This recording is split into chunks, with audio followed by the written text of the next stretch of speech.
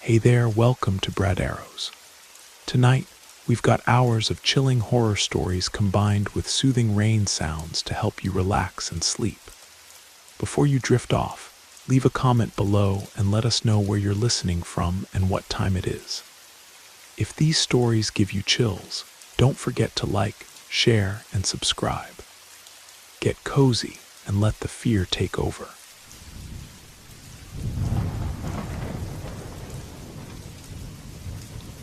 Dusty sunbeam lazily broke through the dirty, long unwashed window of my rented studio apartment in Brooklyn, falling on the kitchen table cluttered with dusty papers, bills, and advertising flyers, illuminating its ridiculous white rectangle on the colorful, cracked oilcloth like a spotlight. An old envelope, white, but with distinct yellowing at the edges, as if pulled from an old chest where it had lain for decades, stained with something dark brown and dried that unpleasantly reminded me of either swamp mud or, no, I didn't want to even think what else it could be. No return address, just my name scrawled in blue ballpoint pen with uneven, almost senile, difficult-to-read handwriting. New York City, Brooklyn, Prospect Heights, such and such street, apartment so-and-so, to Michael Peterson. The postal stamp was blurred, almost erased, but I could barely make out Millbrook, New York. A name that evoked absolutely no associations in me, except a vague subconscious feeling of hopeless, impenetrable wilderness at the edge of geography. I turned the envelope in my hands, feeling how a light chill of inexplicable anxiety ran down my spine. Recent months had been strange anyway. Not that anything particularly extraordinary was happening, but a whole series of small but unpleasant events and sensations had accumulated. Sometimes I'd have such a vivid, detailed, and at the same time absolutely irrational and terrifying dream that I'd wake up in a cold sweat with a frantically beating heart, and then spend the whole day unable to shake off the sticky feeling of the nightmare I'd experienced. Sometimes in a street crowd or subway car, a familiar face would suddenly flash past, a person who definitely wasn't among the living for many years. Sometimes a thing that had just been lying in plain sight would disappear without a trace, only to be found later in the same place, as if mocking me. Trifles, of course. The fatigue of a graduate student trying to carve out a place under the sun. Probably exhaustion against the backdrop of a failed defense and a recent painful breakup with my girlfriend. Most likely, that's how I reassured myself. But this letter was different. It didn't fit into the series of minor oddities. It smelled of real past, that past which I had long buried under a thick layer of everyday life and tried not to disturb. With trembling fingers, I tore open the envelope. Inside was a sheet folded in quarters, yellowed from an old-school notebook with gray lines, written on both sides in the same angular, trembling handwriting. "Hello, Michael, my dear grandson, my little blood, my last one, writes your grandmother Dorothy Me Peterson, mother of your father Thomas. May he rest in peace. I don't know yet. His sins are heavy. Do you remember such a one? Or maybe you'll remember me, an old woman, though you were small as a button in nettle when you last visited our Millbrook. I've become old, Michael, oh how old. Completely bad I've become. I'm sick without joking. One foot is already in the grave, the other barely shuffles on the ground like through thick swamp. My legs don't carry me, my hands pass the spoon past my mouth. My head sometimes is completely like in thick fog. I forget who I am and where I am. I'm alone here like a finger. I'm whimpering in our swamp wilderness among dark forests.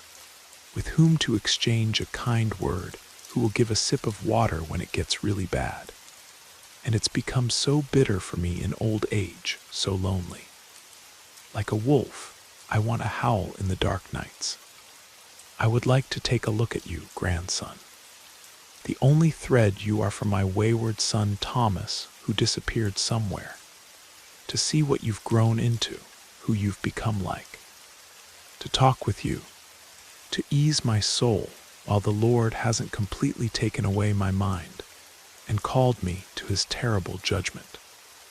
If you have a Christian soul, if your heart is not made of stone, not black, break away at least for a couple of days. Don't be lazy to visit the weak old woman God forgot. Visit your grandmother while she's alive. My full address is on the envelope. Our village is called Millbrook. From the town of Hudson, it's a stone's throw through the forest to the swamp. Good people will show you if you ask, whoever isn't afraid. I'm waiting for you very much, grandson, like white light. I'm waiting like salvation of the soul. I'm waiting and praying day and night before the icons that you'll come. Your Grandma Dorothy. I reread this message from the past about 5 times, trying to catch the true meaning behind the stream of old woman's complaints and lamentations. Grandma Dorothy, Dorothy Me Peterson. The name and patronymic were vaguely familiar, like an echo from deep childhood. Memories were torn dim, almost colorless. A huge and dark from age log house, thickly smelling of dried herbs, wormwood, St. John's wort, mint, wild rosemary, and something else unfamiliar, tart, intoxicating, from which the head slightly spun and nausea approached. A tall, stern, silent woman with smoothly combed back blue-black, or maybe already gray hair, braided in a tight, thick braid, with piercing dark eyes that looked not at me, but somewhere inside me, causing inexplicable fear. She silently puts a heavy clay mug of warm, fresh milk, with a thick, disgusting layer of yellowish foam floating on it before me, a 5-year-old boy. I grimace, act capricious, refuse to drink. Her unkind, cold gaze. A huge Russian stove, whitewashed, with lime occupying the central place, radiating living warmth. In the corners, shelves with clay dishes, cast iron pots, wooden spoons. From the ceiling beams hung countless bunches of dried herbs, roots, mushrooms, creating the feeling that you're in a healer's shop or a forest witch's cave. In the red corner, an old icon in a simple wooden frame darkened. The saint's face was almost indistinguishable. In the middle of the room, a large unplaned table under a bright, colorful oilcloth. On it, the only kerosene lamp with a sooty glass cast bizarre dancing shadows on the log walls. And the dark, dense, almost fairy tale-like in its primordial forest beginning right behind the garden, behind the crooked fence. A forest that beckoned and frightened at the same time. That's probably all. Father Thomas Peterson left the family when I was 5. He left with a grandiose scandal, accusing Mom of all mortal sins, breaking dishes, and loudly slamming the door. Mom cried for a long time, then collected all his few belongings, photographs, letters, and burned them in an iron bucket on the balcony, scattering the ashes to the wind. Since then, his name and everything connected with him became the strictest taboo in our house. And now, after 20 years of deaf silence, this letter. Why? Why exactly now? What does she need from me, an almost unfamiliar grandson? In the evening, when Mom came to check on me and brought a pot of her signature borscht, I showed her the letter. She was silent for a long time, then put on her glasses and reread each line several times. Her face, usually so joyful and calm, became tense, worried. Nervous red spots appeared on her cheeks. Dorothy Me Peterson, she shook her head incredulously, setting aside the sheet with visible disgust. She's still alive. Well, I'll be. I sinfully thought she'd been gone from this world long ago. Where did she dig up your address? Probably through her dark dealings. We haven't had any contact with her since your father and I separated. Oh, Michael, I better not remember. From the first day we met, she hated me. She hissed like a snake, called me a witch, said I had bewitched her Tommy, that I had put a spell on him. And what about herself? What about herself, Mom? I felt how everything inside tensed up. Yes, they say different things about her in Millbrook. Mom lowered her voice to a whisper, looking around at the door as if afraid that we were being overheard. That she's a sorceress, that she deals with forest spirits and swamp creatures, that she collects unusual herbs and those that grow on old graves and in cursed swamps. She did treat people, that's true. She helped many when doctors were powerless. But they whispered that the payment for her help was terrible. She'd cure some, others would start wasting away, getting sick with unknown ailments. And the livestock of those who crossed her path would die without reason. And they feared her in the village, Michael, very much feared her. They were afraid to look her in the eye and were afraid to speak. They said her gaze was such that the soul would turn inside out. And when she got angry, her words were like nails in a coffin, driving in curses. No, son, I don't like this letter. Oh, how I don't like it. She writes that she's sick, dying, doesn't believe it. She's one of those who will outlive us all. Something she needs from you, wants to lure you to her lair. My maternal heart senses it's not for good. This is all not good. Don't go there, Michael. I beg you, don't go. Mom, come on, I tried to calm her down, though her fear was transmitted to me with an unpleasant chill through the heart. Well, you're like a little girl. Witches, curses. We don't live in the Middle Ages. Well, the old woman has a bad character. Well, she's a herbalist with quirks. There are plenty of such people in remote villages. But she's my relative, blood. What if she really is feeling bad, completely alone? There's no one to ask for help from. Conscience will torment me later if I don't go. Oh, you stubborn one, you're all like your father, Mom sighed heavily. But I realized that she wouldn't be able to dissuade me. Do as you know, just be careful there, as never in your life. Don't let your guard down with anyone and anything. Listen to your heart, it won't deceive you. And don't eat or drink anything at her place if you have even a shadow of doubt. And don't take off your baptismal cross for a minute. If you feel, right in your gut, that something is wrong, unnatural, terrible, run from there. Don't look back, don't hesitate, run, and call me as soon as you can. I beg you, call. Strange mixture of feelings, curiosity fueled by mystery and fear, vague feelings of duty toward unknown roots, some incomprehensible resentment toward the father I never knew, and the desire to prove to myself and my mother that I was no longer a small boy. All this outweighed common sense and apprehensions. I had to go to see what Millbrook looked like with my own eyes, to meet face to face with the ghost from the past, Grandma Dorothy, to try to understand something about myself, about my father, about that part of my life that was hidden under a veil of silence.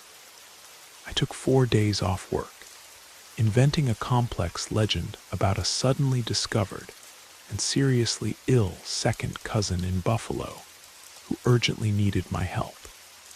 I packed a backpack, nothing superfluous, only the most necessary. A change of underwear, a warm sweater, a first aid kit, a knife, a flashlight, spare batteries, a thermos, a little food. I put an old push-button Nokia in my pocket, the only means of communication that could theoretically work in the wilderness. I bought a ticket for the night train to Hudson. The journey turned out to be endless, stuffy, smelling of hundreds of strangers' lives.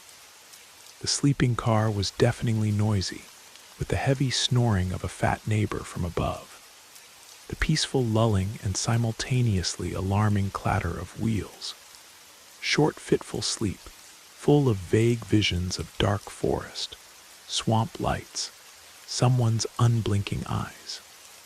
Hudson met me with cold wind and a low gray sky. An old Greyhound bus, rattling and stinking, dragged for several hours along broken roads, picking up and dropping off few passengers in half-forgotten towns and villages. The landscape outside the window became increasingly wild and deserted.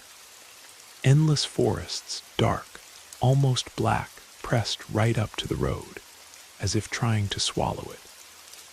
Again and again, we crossed small rivers sparkling in the sun with ghostly reflections of water. Finally, Hudson, a dusty depot with a peeling bus station, a couple of stores, a feeling of complete hopelessness. 10 miles to Millbrook, along a dirt road that had turned into sticky mud after recent rains. Buses don't go there, and you can't wait for a ride. The only chance is Jim, a beekeeper from Black Creek, who sometimes drives to Hudson for supplies in his pickup truck. I was lucky. Jim, as it turned out, was just getting ready to go back. A red-faced, stocky, taciturn man about 60, he looked at me suspiciously for a long time with his small, light eyes, then grumbled, "To Dorothy Peterson in Millbrook. Well, get in the truck, I'll drop you off at the creek. From there you'll have to walk. Young legs, you can handle it." His truck was an old Ford pickup that roared and shook, so it seemed like it would fall apart any minute. The road was terrible, solid potholes and ruts filled with mud. Jim drove confidently but silently, concentrating, occasionally puffing on a cigarette with such strong tobacco that it made my throat burn. I tried to start a conversation, ask about Millbrook, about my grandmother. He answered reluctantly, tersely, as if weighing every word. Village like any village, old, on the swamp, and the people there are, as they say, strange people. Strange everywhere if you look closely. And they're your grandma Dorothy Peterson. As who doesn't know her, she's an old witch, a strong witch. People go to her when they're completely desperate, but I don't advise you to just go there. The place is not good, rotten, cursed. Whoever gets there might not find their way back. Suddenly he stopped sharply by a rickety wooden bridge over a dark river overgrown with sedge with black peaty water. Here we are, Black Creek. From here there's a path straight into the forest. About 3 miles and you'll come out to Millbrook. Just try to get back before dark. At night there's nothing to do there. The forest doesn't like strangers, and not just the forest. He dropped me off right in the mud, turned his pickup around, and drove back, leaving me alone at the threshold of the unknown. I looked at my watch. Before sunset, there were about 6 hours left. I needed to hurry.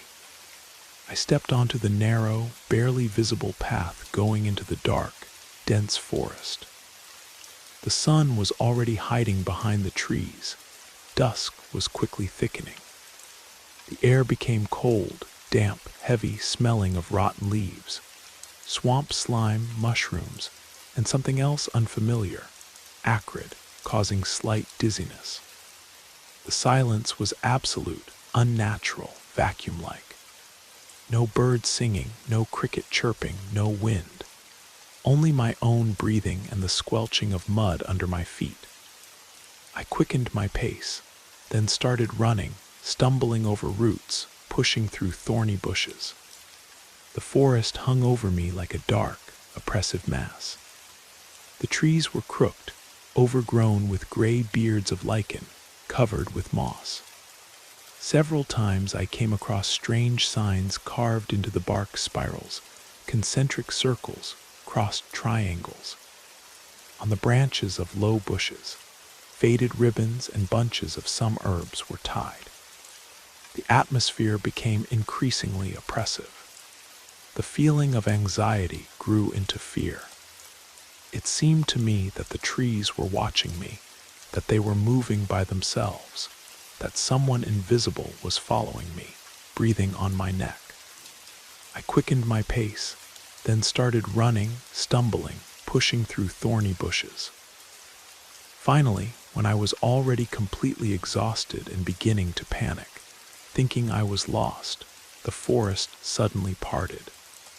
I stood at the edge of a large clearing, beyond which, in a lowland shrouded in wisps of thick white fog, a village was visible. 2 or 3 dozen dark log houses chaotically scattered on the hillside. No lights, no smoke, complete silence. The feeling of a dead, abandoned place. My heart sank with longing and fear. Why had I come here? I should have listened to my mother. But here I noticed one house at the very edge of the village, almost by the forest. Big, 2-story, solid.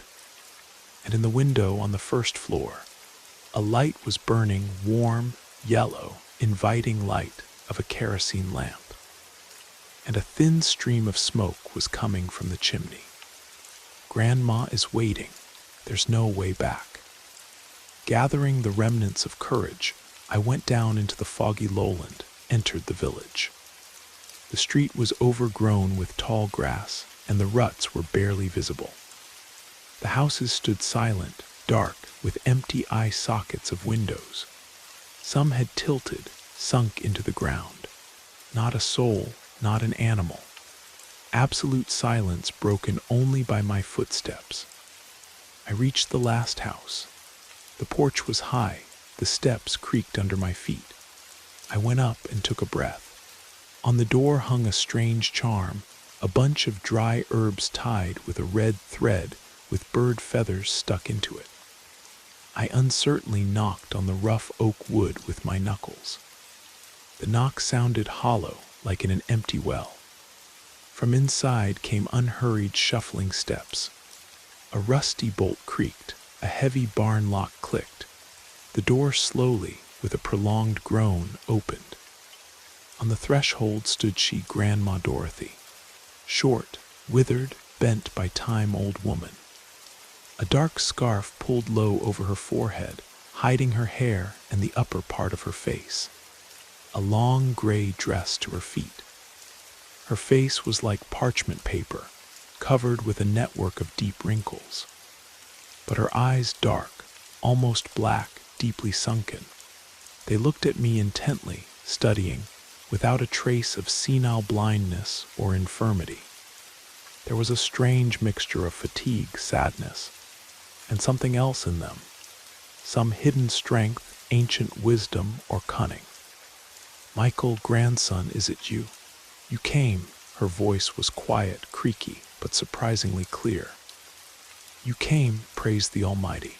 I've been waiting, alive and healthy, and I've been looking out for you, wearing out my eyes waiting. Come in, dear, come in quickly into the house. Don't stand in the cold wind. You're all chilled from the road." She stepped aside, gesturing invitingly to enter. I stepped over the high threshold, polished to a shine. The dark entryway smelled heavily, suffocatingly, of dried herbs, wormwood scent.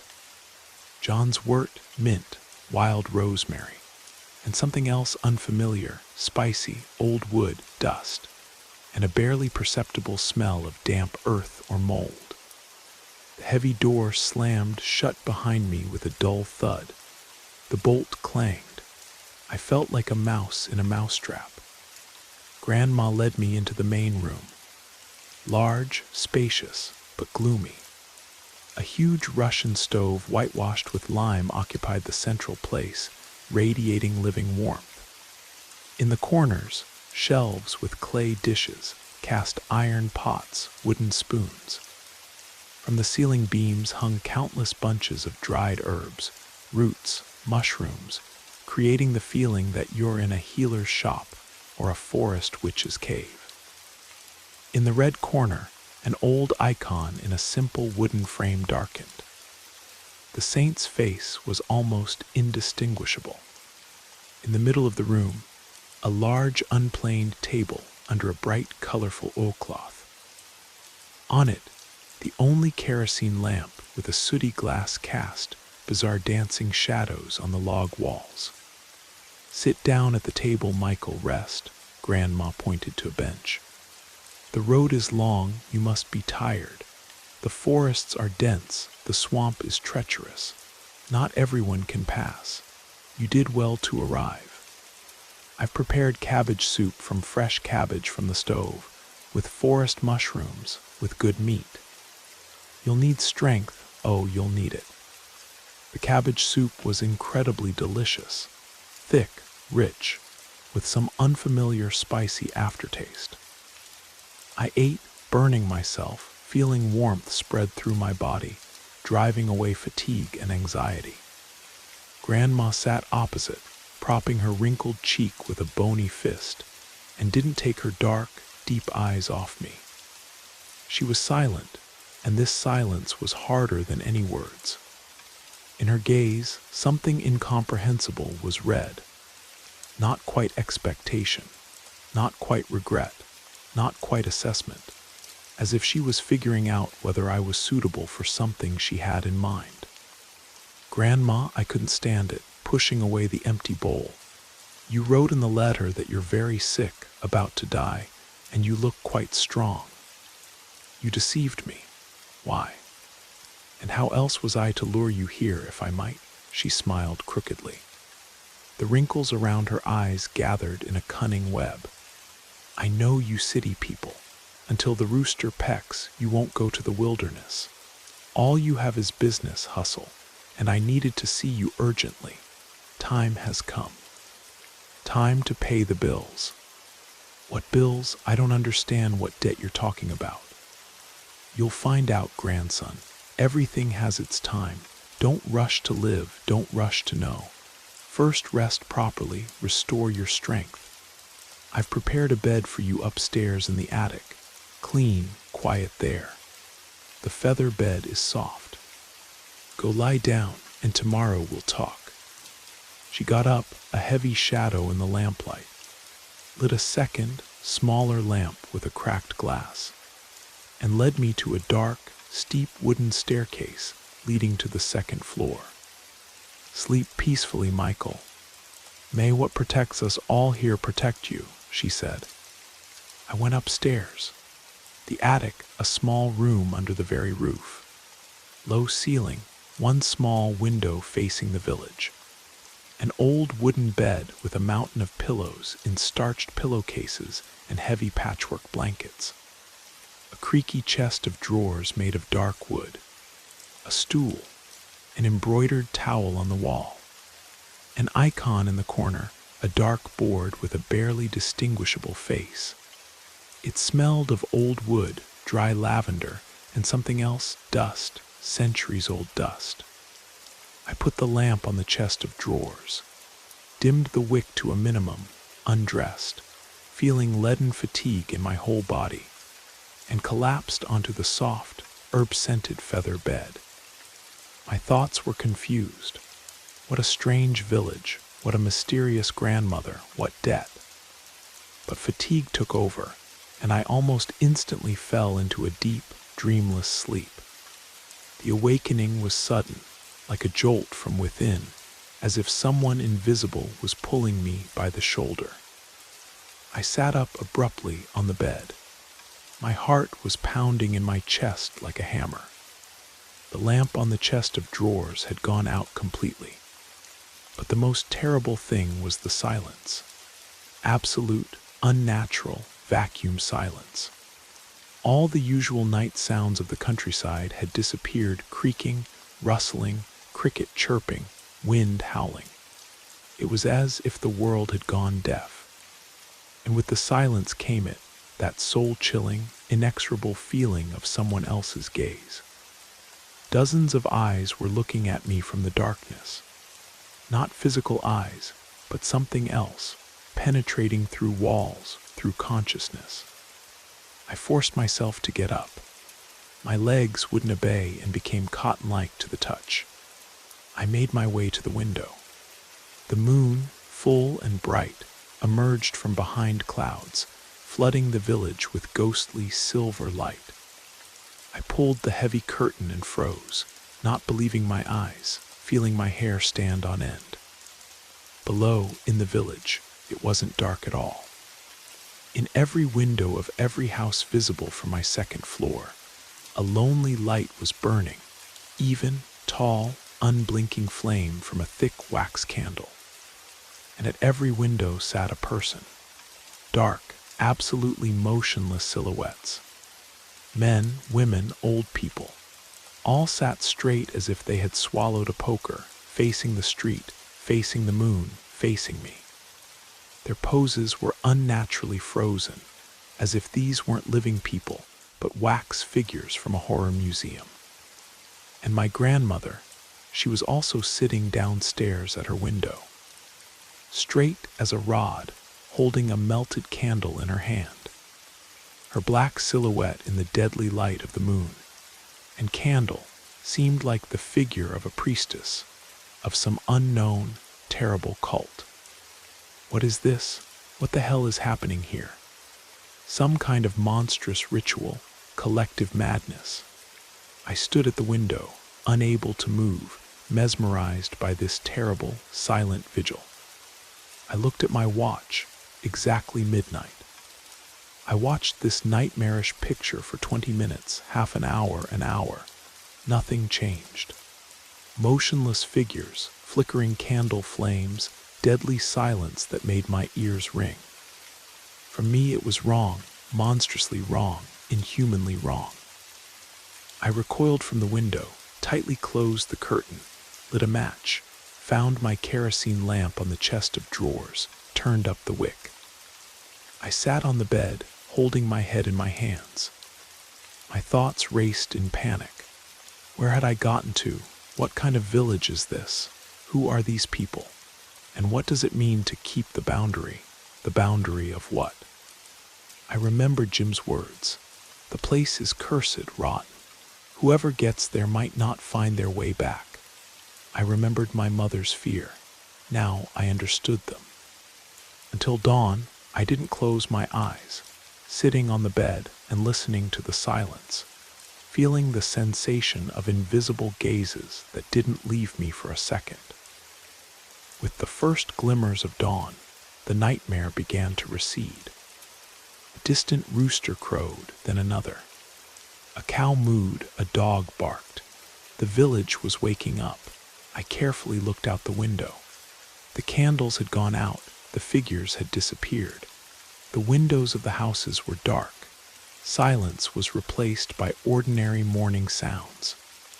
I went downstairs, trying to step as quietly as possible.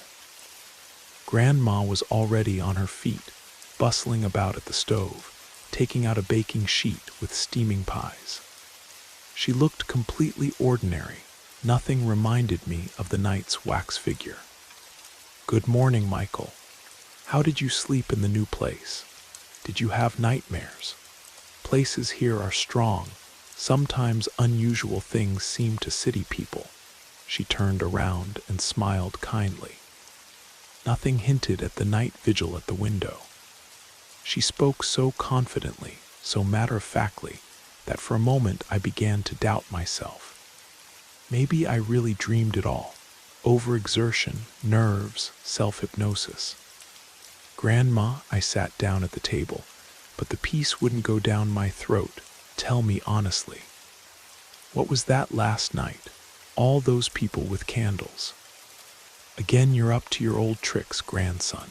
She raised her eyebrows in surprise, but something hard, cold flashed in her eyes. "I'm telling you it was a dream. You got tired from the road, so you're imagining things." The village is ordinary. People sleep at night like all Orthodox people. Eat your pies, don't make things up. She spoke so confidently, so mundanely, that I again began to doubt for a moment. But no, what I saw was too real, too terrible to be a dream. She's lying, they're all lying, or they don't remember. I decided to change tactics, not to ask directly, but to observe, look for answers myself. After breakfast, I went for a walk around the village. During the day, it looked almost normal. Old people puttering in gardens, sitting on benches, talking quietly. They greeted me, nodded, some even smiled with toothless mouths. But upon closer examination, their strangeness became noticeable. Their movements were somehow puppet-like, slowed down. Their faces were calm, devoid of vivid emotions, like masks. And in their eyes was emptiness or hidden fear. I tried to talk to several residents. An old man chopping wood by a barn answered my questions about life in the village with just one thing. We live little by little, as God gives. An old woman sitting with knitting on a bench got scared when I approached and hid in the house. A grandfather by the well, to whom I went for water, looked at me for a long time with cloudy eyes and then mumbled, "Go away from the village, boy. Leave while you can. This place is not for the living," and quickly hobbled away. I went to the cemetery. Yesterday I had been here briefly. Now I decided to look more carefully. Crosses, graves, mostly old dates. Mainly old people, as if in this village people had stopped being born and stopped dying young. Symbols on crosses, spirals, circles, triangles repeated. And at almost every grave, traces of wax. Clearly some rituals were conducted here. I found one strange grave without a cross. Just a mound surrounded by stones, and on top, the skull of some large animal, possibly a moose or bear. It radiated some kind of cold and evil, so I hurried to leave. Returning to the house, I found Grandma doing the same thing as yesterday. She was sculpting something from wax. Now she was making not a charm, but something else, a small ugly figurine with horns and a tail. "Grandma, what's that?" I asked, trying to hide my disgust. "Just foolishness." She quickly crumpled the figurine into a lump. "I need to keep my hands busy with something. Old age is no joy." I decided to search the house while she was busy in the yard. I went up to the second floor, examined my attic, looked into a chest of drawers. Empty, only old underwear. I tried to open the door to the neighboring room.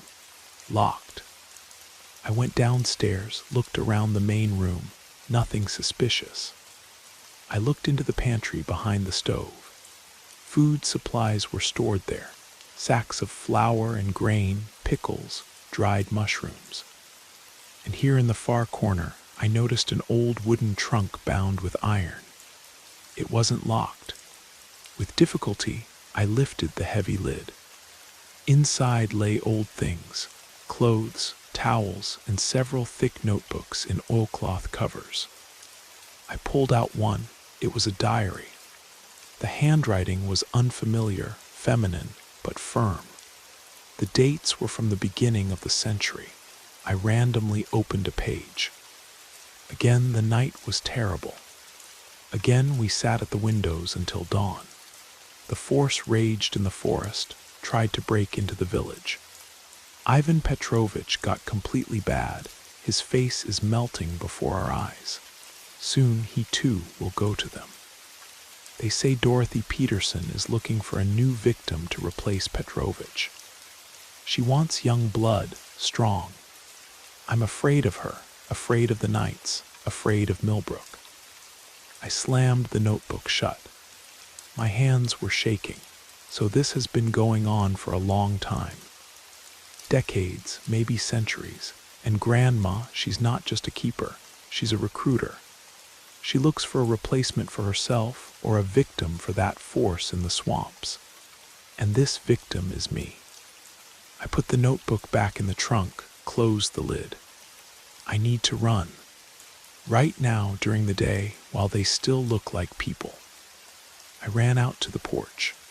The door was locked from the outside. Grandma had locked me from the outside. I realized this when I saw her standing on the porch. She looked at me with her dark eyes, and there was no warmth or pity in them, only cold calculation. "Where are you going, grandson?" she asked quietly. "It's not time yet. Evening is coming soon, and in the evening guests from Millbrook are not allowed to leave." "Open the door," I shouted, pulling the useless bolt. "I'm leaving." "You're not going anywhere, Michael," she shook her head. "You have such a fate to be here to serve Millbrook as your father should have, but he ran away, the coward. But you won't run away. You're a Peterson, strong blood. We need you." Her face, it began to change right before my eyes.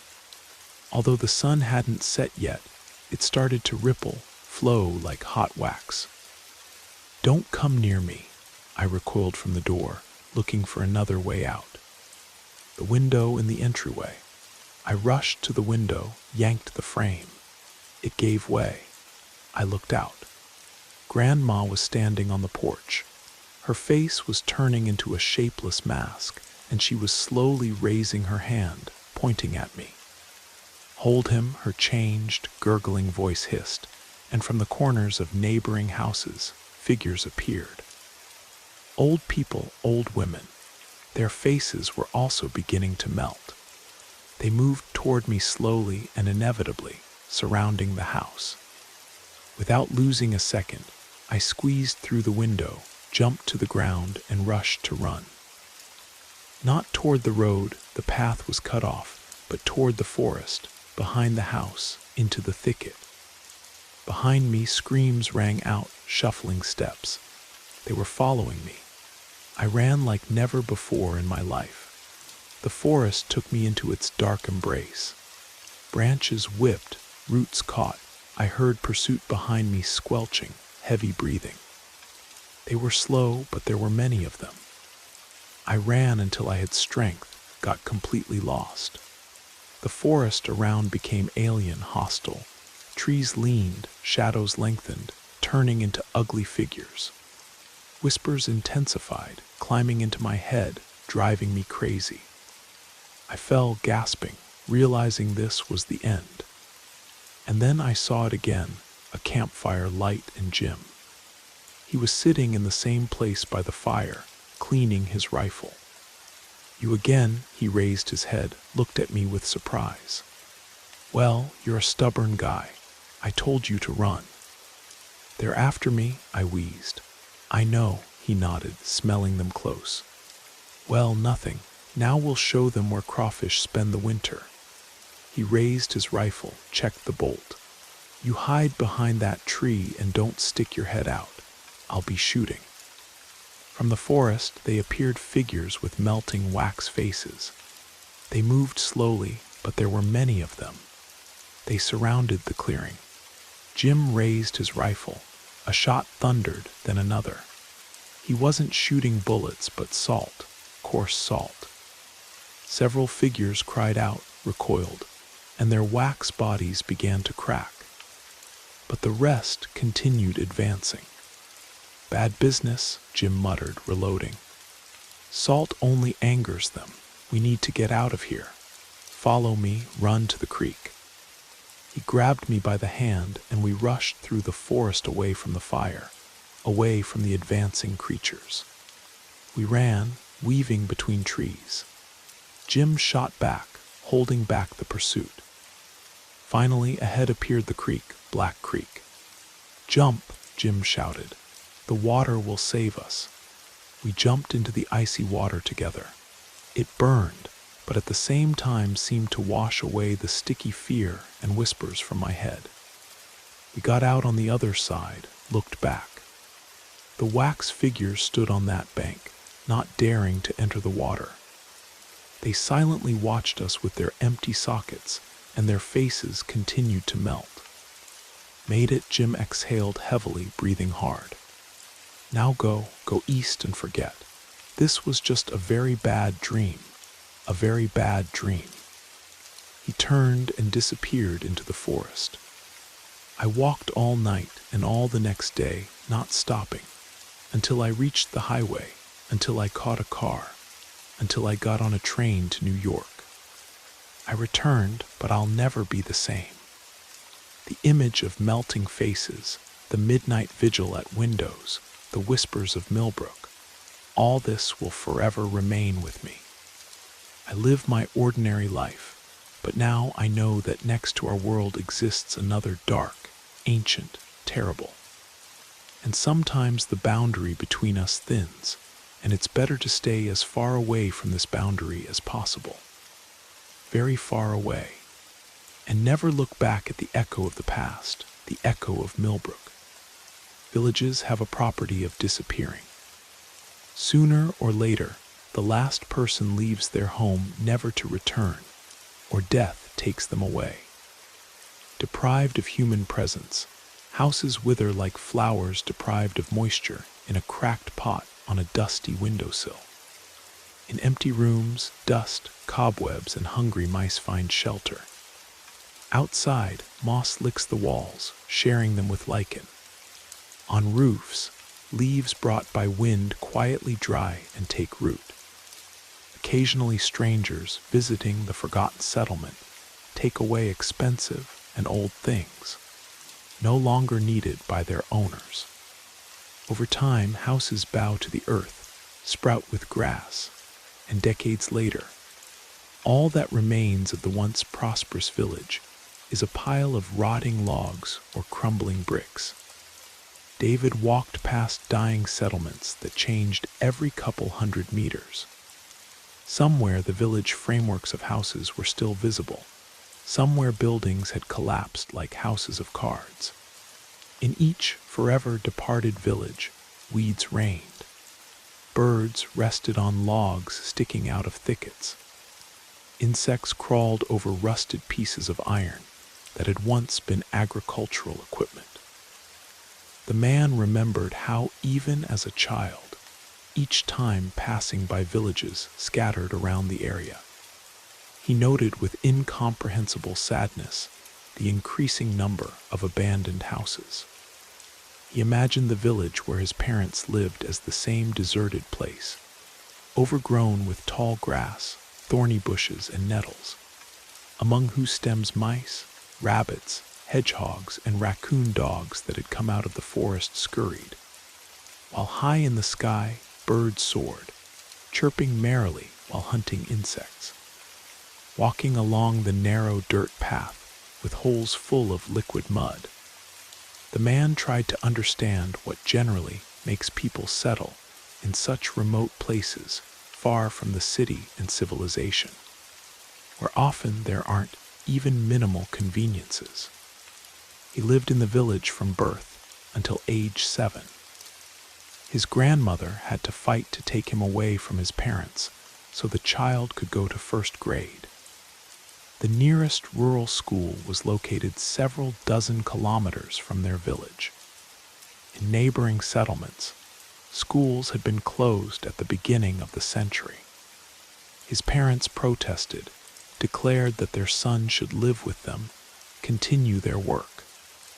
But grandmother emerged victorious from this battle. The threat to report to child services about failure, to fulfill parental duties, convinced father and mother of the necessity of their child receiving school education. Throughout almost all his schooling, David was forced to come to his parents for vacations. Several times they tried to keep him here, not allowing him to return to the city. But grandmother quickly dealt with the emerging problem.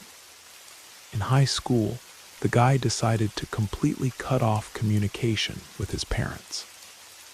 Their insistence on forcing their son to follow strange, terrible traditions had become too disturbing. The house where their family lived had passed to his father from his parents. The only building in the remote village, made of white brick with a sloping roof, surrounded by a high metal fence with sharp spikes along the top edge, rose in the middle of a clearing on the forest edge. The houses of other residents were wooden, low, with extensions in the form of barns and sheds. Flimsy fences made of rotten boards had fallen into the grass in places, but the locals didn't care. Cars couldn't get here, so village residents either walked to neighboring settlements or rode in horse-drawn carts. David was partly surprised, partly pleased by the fact that people still lived in the village, despite this place being the most remote from the road settlement, and all previous settlements had long been abandoned to nature. During his childhood, there weren't many people left here. About 15 abandoned houses peeked out from thick thickets. However, at that time, none of the residents sought to leave this place. Everyone was satisfied with quiet existence near the peaceful forest. It seemed the village hadn't changed at all since David's last trip to his parents about 10 years ago. The same households lived as before. The hunchbacked neighbor, who looked to be at least 100 years old, waved at him and said hello. The man nodded in response. Not on the first try, he selected the key to the gate, slowly moving his legs, delaying the moment of returning to the house. He went up the stone steps strewn with dry grass and leaves. The door to the entrance opened completely soundlessly. Inside it smelled of dampness, rot. He had to open all windows wide. His parents had died several months ago. Both died at night from heart failure and were discovered only a week later. During this time, the smell of decomposing bodies had soaked into the wallpaper and furniture. The neighbors took care of the funeral. David learned about what happened only a couple of weeks ago when he found a letter from the notary in his mailbox. His parents had bequeathed their only son the house, and a thin notebook with rules for caring for the plot, rooms, attic, and things left inside. He set the notebook aside. His parents had drilled these rules into his head in childhood. The list was small. Following each point wasn't so difficult. However, no matter how David tried, he couldn't understand the meaning of their existence and purpose. To every question, his parents answered, "Either you'll understand over time, or we'll tell you when you get older." If the boy refused to follow the prescriptions or perform the necessary actions without proper zeal, he was punished. They could lock him in the basement, where mice often came for snacks, or in the barn with walls covered in cobwebs. Spiders didn't just frighten, but terrified David, especially the thick cross spiders living by the ceiling beams and in dark corners. Unafraid to descend, on a thin thread, right to the face of a child calling for help. David shuddered. There were many such dark moments. He didn't justify his parents with any special upbringing methods, but simply feared them as a child. In adolescence, he could already somewhat stand up for himself. He didn't want to remember his not-so-happy childhood, but still wanted to know why his parents followed these rules, why he was forced to endure such treatment from close people. Maybe they still took the trouble to write at least some explanation. He opened the notebook, looked at the list. Do not open the room locked with a key under any circumstances, no matter what happens behind the door. Do not go down to the basement between 2 and 3, and do not go up to the attic between 3 and 4, and do not feed animals coming from the forest. Do not eat during rain. Do not take water from the well. Do not leave bird nests under the barn roof. Do not store the axe outside the house or barn. Do not respond if someone knocks on the window at any time of day. Do not answer the phone if it rings at noon. Just prohibitions, David sighed, turning the page. The remaining pages were filled with Mom's small handwriting. Nothing useful there, just notes about caring for seedlings, the garden, and greenhouse. Well, the mystery of the appearance and necessity of following the terrible rules would obviously remain forever unsolved. He rummaged through memories. His parents' anger, their panic fear of breaking even one prohibition. He didn't remember a single time when he heard even one sound from behind the doors of the eternally locked room. He didn't remember forest animals coming out offering food, neighbors knocking on windows, or the need to go down to the basement or climb to the attic at night. It seemed he generally never remembered anything. The well in the corner of the plot was always covered with a heavy stone lid that even a strong adult man couldn't move. The phone did ring, but remembering the exact time after so many years was no longer possible. My parents are simply crazy, David thought. They invented strange, abnormal restrictions themselves, trembled over following idiotic rules themselves, and demanded that their son unquestioningly observe them too. With their paranoia, they never once left the village, except occasionally going not far into the forest for mushrooms. It was lucky that grandmother turned out to be adequate and didn't allow imposing insane fanaticism on her grandson. He grew up a normal person, not living by meaningless rituals or obsessive ideas. In childhood and adolescence, he didn't care about these rules, and now he certainly wasn't going to follow them. With this thought, David decided to first clean up the house, and then open the locked room. He couldn't wait to find out what was hidden behind the door painted with cracked white paint. The door of the cherished room was locked. David hoped to find the key while cleaning. There was a lot of work ahead. He thoroughly wiped dust, washed windows and floors, rinsed and arranged dishes in cupboards, tidied up his parents' bedroom, folded clothes and bedspreads in wardrobes. He didn't notice how the sun disk rolled behind the horizon, and cool twilight enveloped everything around. He prepared dinner. The house had some supplies of canned goods, cereals, pasta, flour, vegetable oil. In the freezer lay chicken, ground beef, and several sausages. After dinner, he had no strength left for anything. He postponed the remaining tasks for the next day. He lay down to sleep. He couldn't fall asleep for a long time, tossing from side to side. As soon as thoughts dissolved in the haze of long-awaited sleep, a rustle of wings came from above, accompanied by disgusting nasal squeaking. Reluctantly, the man sat on the bed. His heart was pounding in his chest like a hammer. The room was dark. The lamp on the dresser had gone out completely. But the most terrible thing was the silence. Absolute, unnatural, vacuum silence. All the usual night sounds of the village and house had disappeared, creaking, rustling, cricket chirping, wind howling. It was as if the world had gone deaf. And with the silence came it, that soul-chilling, inexorable feeling of someone else's gaze. Dozens of eyes were looking at him from the darkness.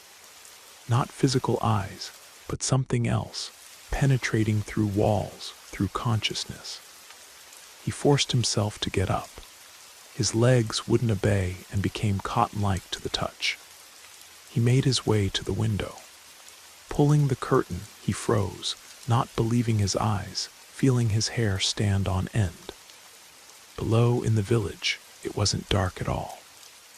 In every window of every house visible from his second floor, a lonely light was burning, even, tall, unblinking flame from a thick wax candle. And at every window sat a person. Dark, absolutely motionless silhouettes. Men, women, old people. All sat straight as if they had swallowed a poker, facing the street, facing the moon, facing him. Their poses were unnaturally frozen, as if these weren't living people, but wax figures from a horror museum.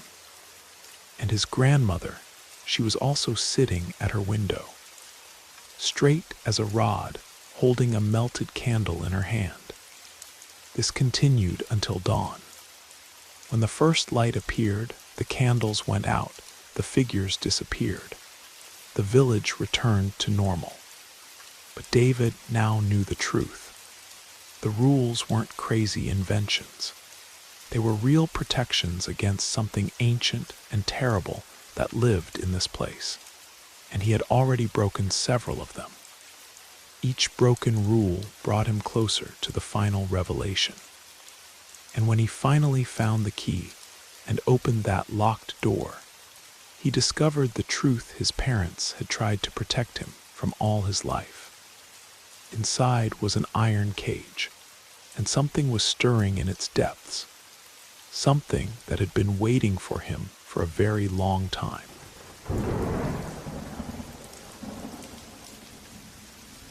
My thoughts chaotically fluttered like frightened moths around a dim lamp. What's happening to me? Sudden pain pierced every cell of my body. It seemed to press me to the ground, while all its parts were inexorably pulled upwards separately. I was gripped by horror, paralyzing fear that burned consciousness with unbearable pain. I wanted to scream, call for help, but I was as if paralyzed in complete darkness and could do nothing. Consciousness awakened, though floating in fog. I see nothing, solid darkness. I try to move my hands, but they're as if clamped in a vice, and I'm in such pain. It feels like hundreds of threads are being pulled from my entire body upward, as if pulling out veins. My legs became half numb. I jerked my leg, then started kicking because I couldn't do anything else. I tried to twist to free myself. Useless. The force is much stronger than mine. There's not enough strength to break free. Terrible pain burned my leg. The pain had been bearable before, but now it was unbearable. Thrashing my legs, I barely lifted my heavy eyelids and finally opened my eyes. I should never have opened them. Though it was night, everything was visible from the firelight. Before my eyes, just centimeters away, was a terrible wrinkled muzzle, disgusting gray skin like a scab of frozen blisters, terrible with small ears but huge eyes, gray and pupils like black dots. A wide mouth stretched across half the head with thick lips, and a row of sharp teeth with fangs. All this flashed through consciousness in an instant, bringing me to a stupor for fractions of a second. But the most terrible thing, a stream of fog was passing from my mouth into this terrible maw, either life or life energy.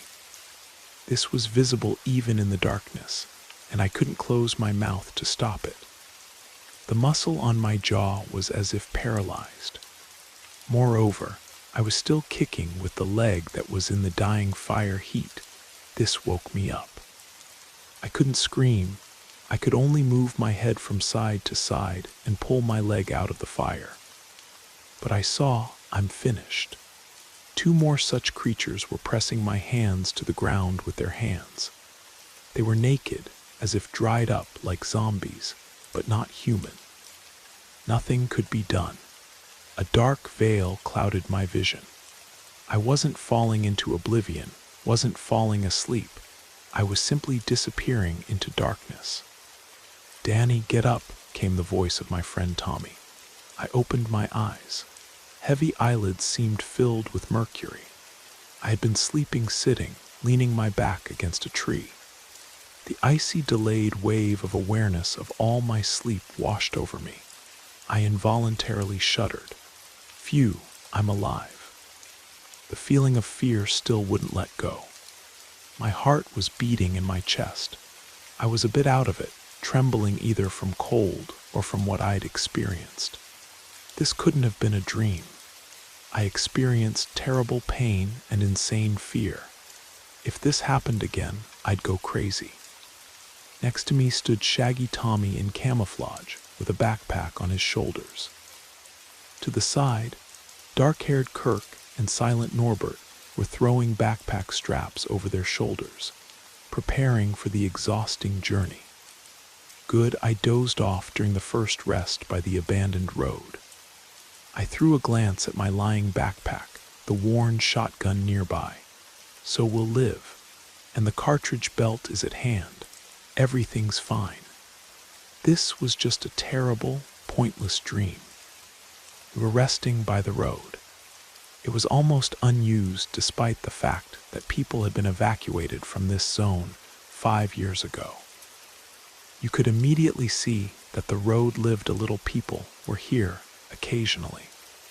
Only these people could be either cops or researchers under their protection. But they're not so dangerous. There are others, metal scavengers and poachers. These are unpredictable. You can expect any nasty thing from them. And if something illegal happens in the forbidden zone, no one will search. I shouldered my backpack, took the shotgun in my hands. The familiar weight gave confidence 100%. 12-gauge, cartridges loaded with buckshot. Let's move. We need to reach Millfield before dark, says red-haired Tommy, looking at me. And indeed, he looks like Boniface from the cartoon. I have déjà vu, I said. I'd already heard this very recently. Getting up, I looked around. But yes, déjà vu. But what joy after such horror to see the dreary autumn landscape again, even if not entirely dreary. But that's how consciousness sets itself up. Here, radiation is all around. Every minute I'm here, I understand I'm getting irradiated. If we don't mess up anywhere, we should manage to reach the town before dark. But what about tomorrow's plans? Tommy will now ask Kirk about plans, and I'll hear about the horses in response. And what are tomorrow's plans? Don't drive the horses, Kirk answered, adjusting his backpack. He's our guide, has been to the Chernobyl zone, and these words I'd already heard too. Now Tommy will ask about my brother, and he'll answer about gathering and searching. We'll gather, spend the night, and then go look for your crazy brother. You won't be wandering in the dark anyway. I looked around. A dreary landscape, an overgrown roadside. But why did I have the feeling inside that all this was already familiar? That we'd passed here, reached the dead town, saw the same crooked trees, glanced at silvery streams, crossed small rivers sparkling in the sun with ghostly water reflections. Even the smells seemed recognizable. This was like the light breath of autumn that had penetrated deep inside. The friends moved forward, I followed, but from behind. Okay, let's see what happens next. Perhaps this is how radiation or some unknown radiation affects me. Or maybe providence. I got into this group because of my shotgun. Tommy persuaded me, or rather lured me with money, to go with them. He wasn't particularly a friend to me, a comrade. Too much he carried himself. Tommy was a twisted type, like an eel, you squeeze him, but he still slips out. And he always had money coming in. He lived alone, but besides his mother, he also had a crazy brother. Tommy himself didn't know why this fool went with friends to the zone. If he was alive, where he was located was unclear. He had 1,000 roads, we had one. He was a concerned photographer. He wanted to take unusual shots. He also let slip to Tommy that some of his friends had learned some secret that would cause a sensation. 2 weeks after his non-return, Tommy assembled a group. I wasn't interested in what he promised Kirk and Norbert. Nobody wanted to discuss this, but I got 500 green ones upon return. All expenses and problems on his wallet. So I earned guaranteed money. In our time, that's big money. In stores, everything's by ration cards, and at the market, they sell cigarette butts in half-liter jars. We've lived to see a bright future. Tommy ran around to many people, but found no one on the conditions I agreed to. I'm going as the gunner. If they catch the others, they'll just be dragged around and released. But me, they could seriously shut me down for weapons. Second, radiation. Under the Union, they kept quiet about it, but when it collapsed, they inflated this whole topic. Yellow press started making money on everything that was kept quiet behind the Iron Curtain of the USSR. The other day on the radio, I heard a report from some idiot. He was conducting it from an airplane, telling how a UFO was flying next to him. Generally, if you listen to TV, wherever you step, you'll crush an alien or a psychic. Everything went into action, and on the shelf canned beef in cans. But when things get really tight for Grandma, you have to take risks. Of course, you could go without weapons, but fearing the disappearance of his brother and friends, Tommy played it safe. He told me so directly, I'm afraid to go there. All this isn't just like that. I have a feeling that my brother's gone, and you're a desperate head.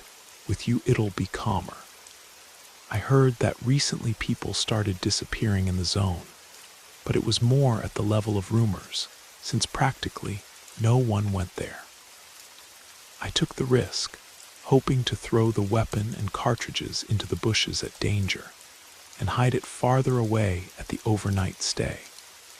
Kirk says at overnights here people disappear most often. The companions were walking ahead and quietly chatting. I kept behind and thought over the situation. In the dream it was different. We walked together, and Tommy argued with Kirk. This changed thanks to my actions. So if this is a repetition, then it can be changed. And if it's a dream, then generally nothing to worry about. But this couldn't be a dream, though why not? I've had such dreams that I woke up in fright from my own scream. To the right stretched some swampy, stagnant reservoir. Above it, a flock of gray migratory birds circled with cries. There's a lot of game here. They say there are even bears. Where there's no human, life always develops. We encountered deer, rabbits, but we can't shoot. We're illegal here. There were no residents at all for the 5th year. Along the way, we passed some farms where cattle used to be based. They looked dead, shabby. You could say concrete, scary skeletons. But it's not the skeletons that are scary here, and not even the beasts. There's a predator scarier, man. Under the Union, everything was strict here. The zone was seriously guarded, but when it collapsed, work mainly goes on in Chernobyl. According to Kirk, movement is mainly their now helicopter flights, patrolling. In these parts they patrol, but only to fight poachers and metal extractors. But they're mainly caught when moving by cars at zone boundaries. We're on foot, quietly. If there's an incomprehensible sound, we hide wherever we can. The yellowed foliage rustled from a light breeze. The air had the aroma of dust and autumn forest. Normal, we made it. Kirk clapped his hands with pleasure. We'll manage fine. Good to settle down before dark. Coming to my senses from thoughts, I stared at the familiar village houses. The town was gradually being absorbed by nature, but some houses still remained intact. Some even had all their windows gleaming under the rare fallen leaves crunching underfoot. You feel the breath of the past. The first thing that catches your eye is the school. Once noisy and lively, now it looks like a set from a horror movie. All windows are broken, gaping with black openings. Inside reigns silence broken only by the rare wind and bird sounds. Nearby are yellow houses. Most of them are empty, doors wide open, as if inviting you to look inside. Inside the apartments, personal belongings of former owners are scattered: old photographs, children's toys, furniture covered with dust and cobwebs. It seems as if residents left their homes suddenly, leaving everything as it was. I'd seen all this before. Now we'll choose the best-looking house, like in a dream. In that one we already stayed half a year ago, Kirk pointed to a house where even all the glass was intact. I'll just check it with a dosimeter now, in case something changed. Yes, let's settle in this little house, I agreed with joy, because we slept in the damn school. I'm against it, Tommy showed with his finger. We should choose a building where cops won't poke around. They will make a fire so it's not visible from outside. In principle, Norbert speaks sense, someone spoke up. You talk sense. We can't risk it. They will bring mattresses, blankets, and they might catch us easily. Once a year a stick shoots. Let's bet her in the house, I decided to put in my 5 cents. No, we can't risk losing a lot of time if they catch us warm. Well, here we go again. We'll spend the night in the school. We'll make a fire, settle in, then eat bread with stew. For dessert, there'll be hot coffee with cookies, and then we'll go to sleep. I get scared just thinking about sleeping. Logically, I should run from here and persuade the others to leave. But how will I tell them? They'll consider me sick, and I won't get the money. In principle, my calculation was that I'd pour more coffee into myself and won't sleep. I'll be on guard all the time. And if these creatures really come, I'll pretend to be sleeping, and they'll be waiting for a surprise. We quickly rummaged through houses, dragged mattresses and blankets to the school. In the yard of one of the nearby houses was an impressive woodpile logs that would burn long. We dragged pots to cook porridge and brew coffee. Small events don't match at all. We'll be cooking porridge. But key ones, they don't change. After eating aromatic buckwheat porridge with smoke, we sat on mattresses by the fire and drank sweet hot coffee. Norbert burned himself with hot coffee. Here we'll drink our water, and then what will we have to drink?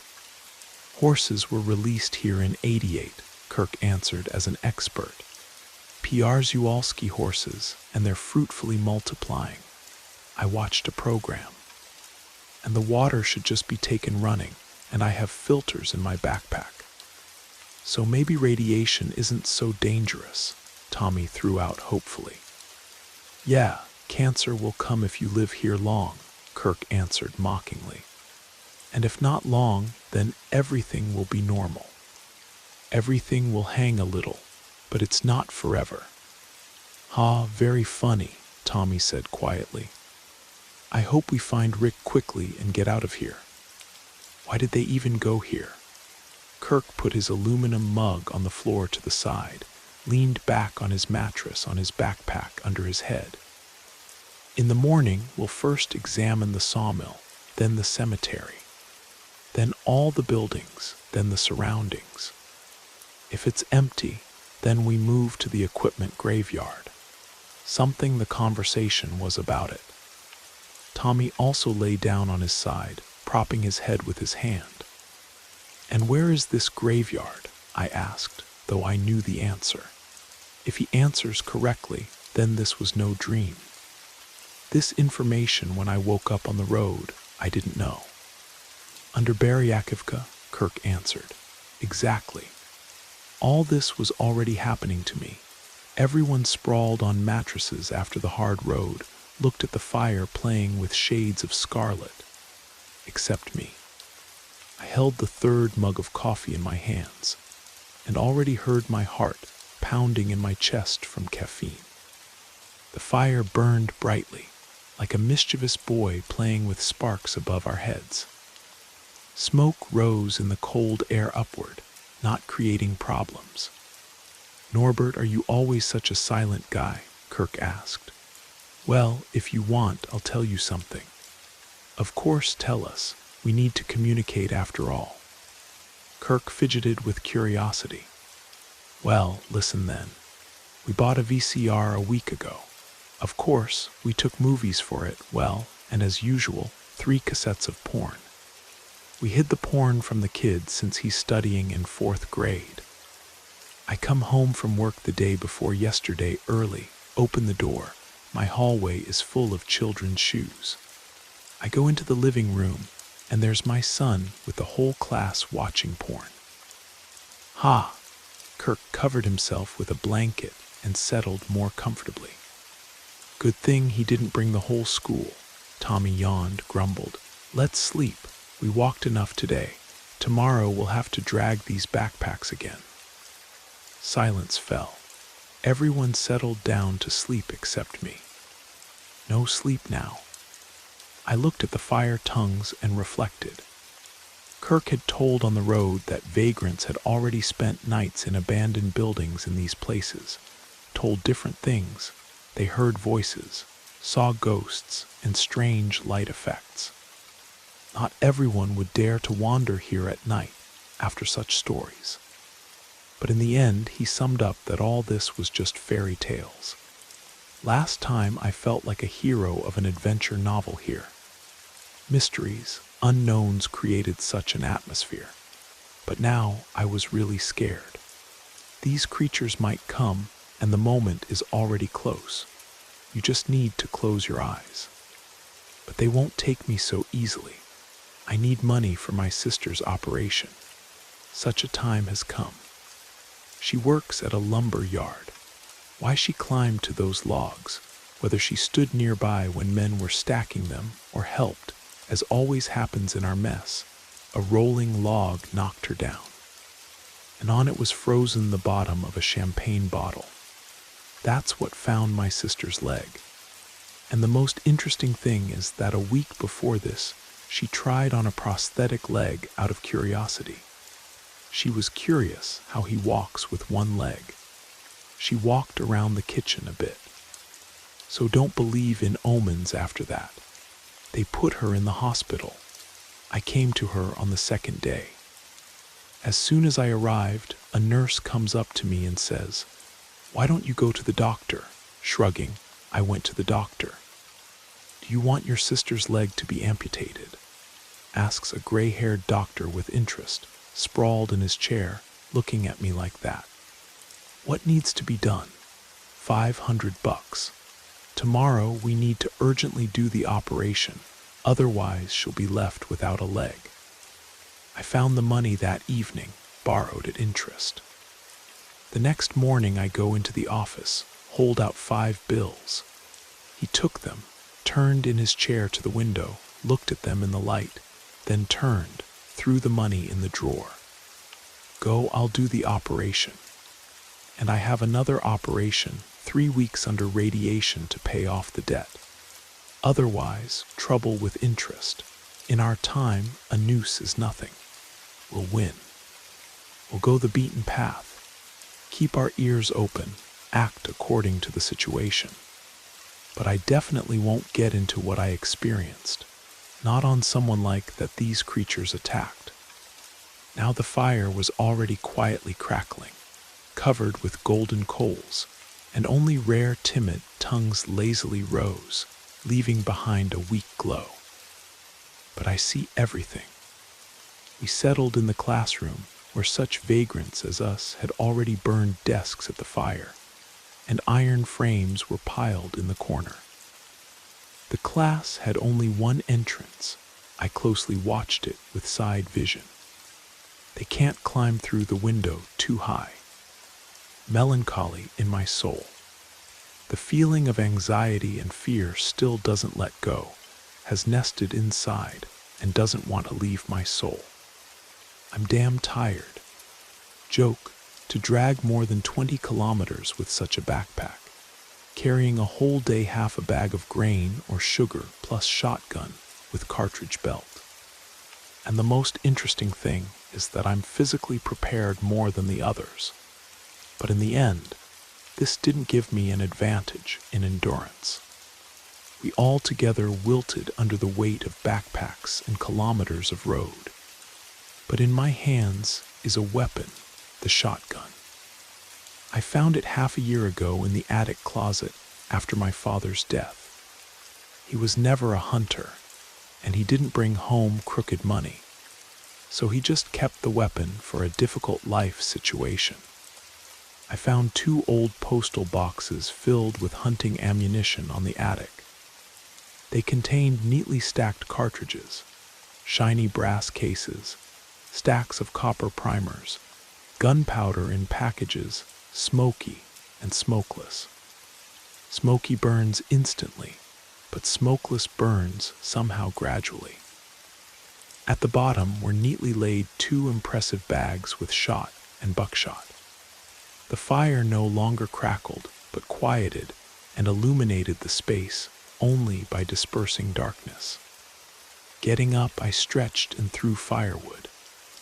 I remembered what was in my backpack: a flashlight, spare batteries, a raincoat, and a light, warm sweater, an aluminum mug, spoon, plate, toilet paper, well, and cigarettes from the stove were without them.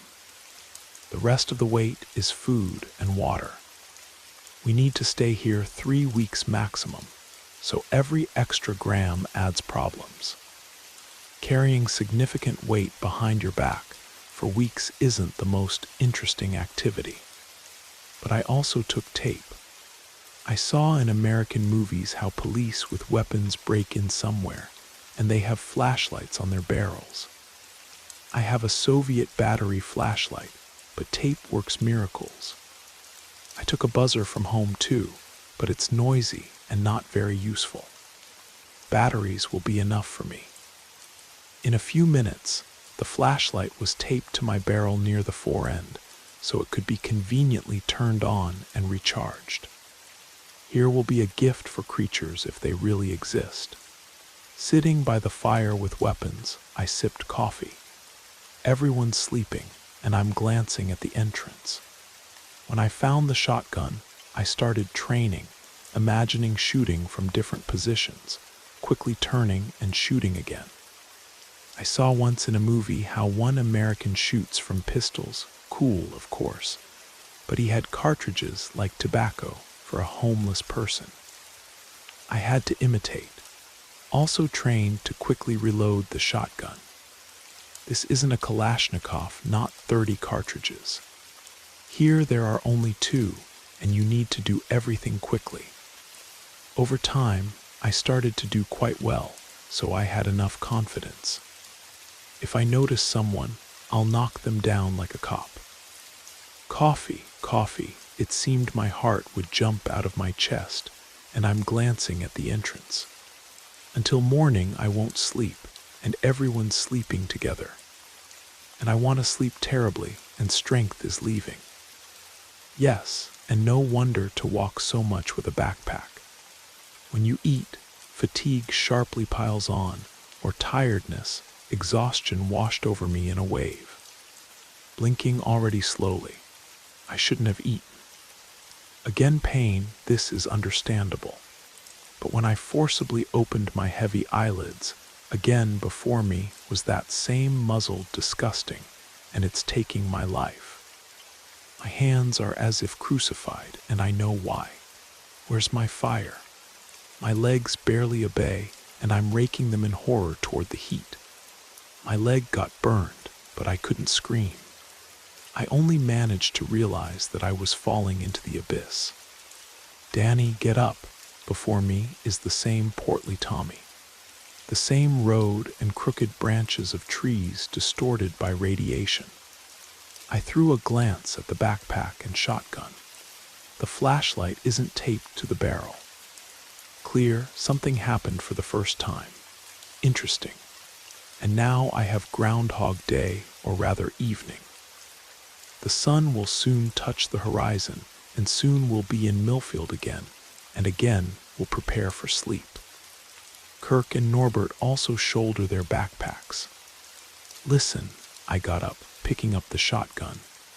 In Millfield, death awaits us, and we need to get out of here while it's not too late. Danny, you're completely. Tommy took several steps back apprehensively. I'm already going there for the third time. We come, settle in the school, and fall asleep. And then these creatures come. Danny, calm down, Kirk said carefully, raising his palm. Something I started abruptly. I should have done it differently. You'll now ask about search plans, I stared at Tommy, and then I'll turn to Kirk and you'll say, don't drive the horses. Yes, I wasn't going to talk about horses.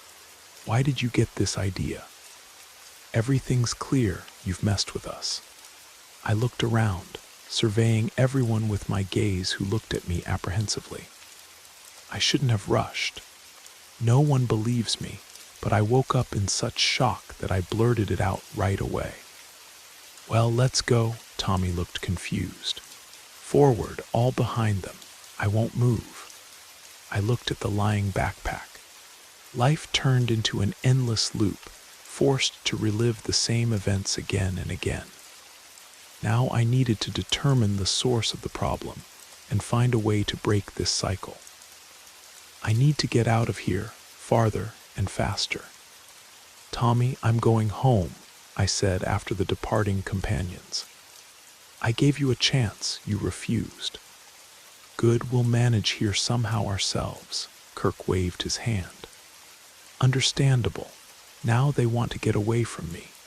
Joke, what's wrong with my head? They're afraid. I quickly shook out my backpack contents on the grass.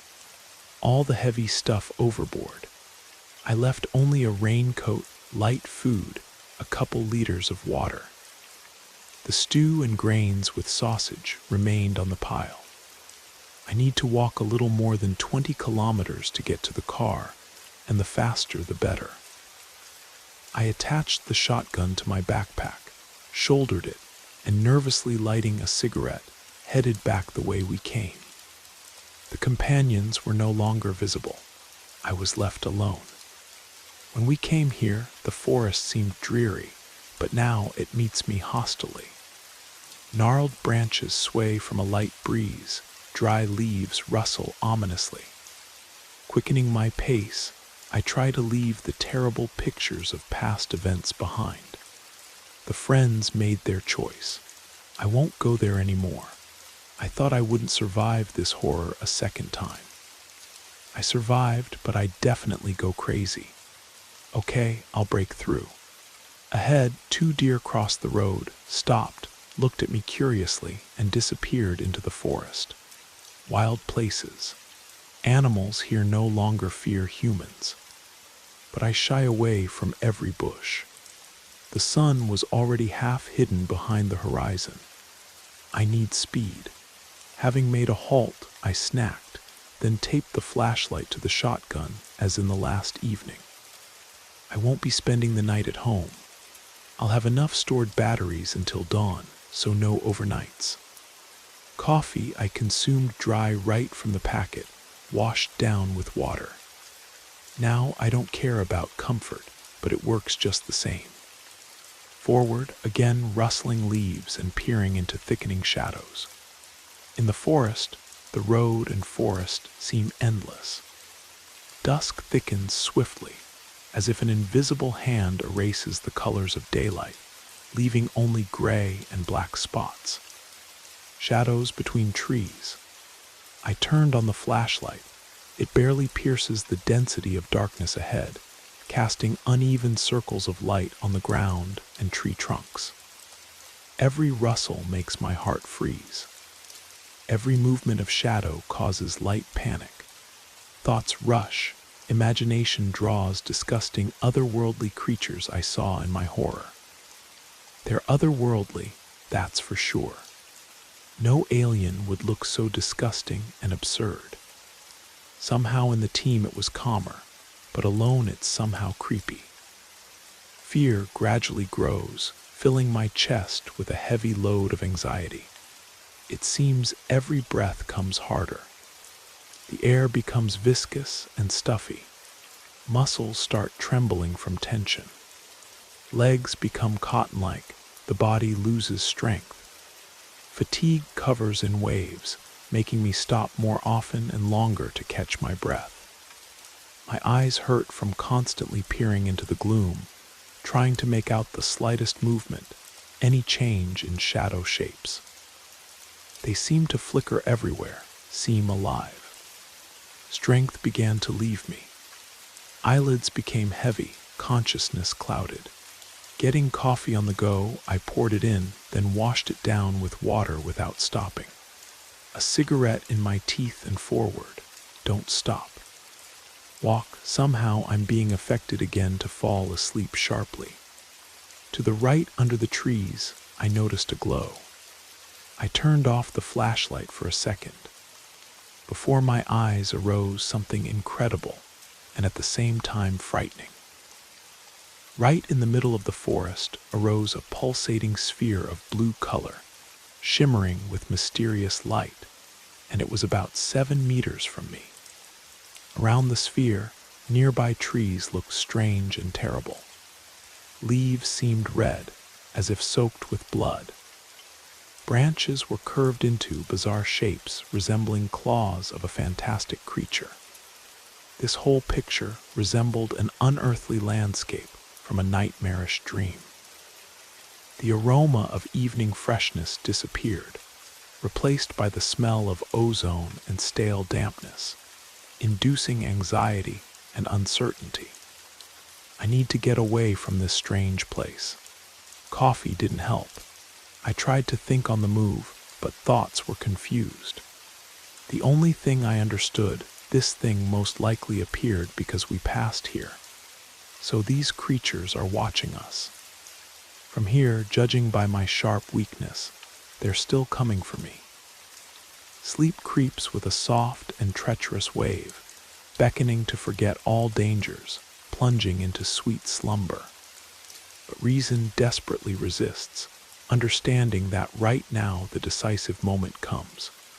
To fall asleep means to die. They're somewhere nearby. My heart beat frantically. Adrenaline surged into my blood, cheering up the dimmed consciousness.